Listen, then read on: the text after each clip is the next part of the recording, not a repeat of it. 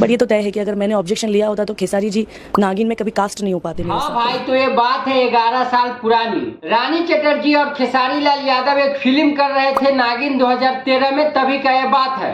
तो बात ये है भाई कि खेसारी लाल यादव बहुत सारे स्टेज शो प्रोग्राम में रानी चटर्जी के लिए ये बात बोलते नजर आए थे। जब मेरी पहली सिनेमा आई थी तो रानी चटर्जी ने प्रोड्यूसर से बोला कि इतना गंदा हीरो कहाँ से लेके आ गया।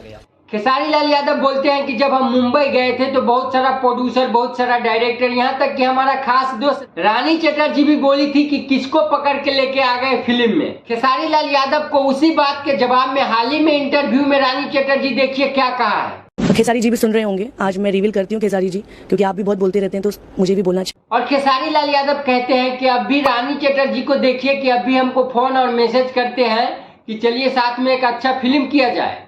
कभी एक बार मैंने कॉल किया खेसारी जी को कि खेसारी जी मुझे आपके साथ फिल्म करनी है, मैं बोल ही नहीं सकती।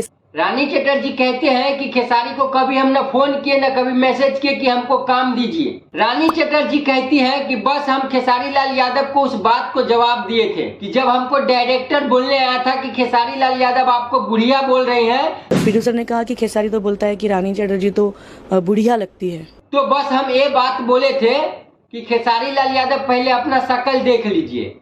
तो इस रिप्लाई पर मैंने कहा था कि वो भी अपनी एक बार शक्ल देख ले। सही में अगर रानी चटर्जी चाह लेती तो नागिन में खेसारी लाल यादव को कास्ट नहीं होता। क्या बोला तूने? तभी रानी चटर्जी एक भोजपुरी का बहुत बड़ा स्टार बन चुकी थी। बात तो सही है। और इस वक्त में खेसारी लाल यादव का कैरियर शुरू ही हो रहा था।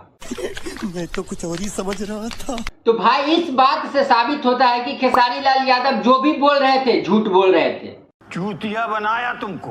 बाकी आप लोग रानी चटर्जी के इस बात से कितना सहमत है कमेंट में हमें जरूर बताइएगा। और हमारे चैनल पर नए हैं तो प्लीज सब्सक्राइब जरूर कर दीजिएगा। जब तक के लिए बाय।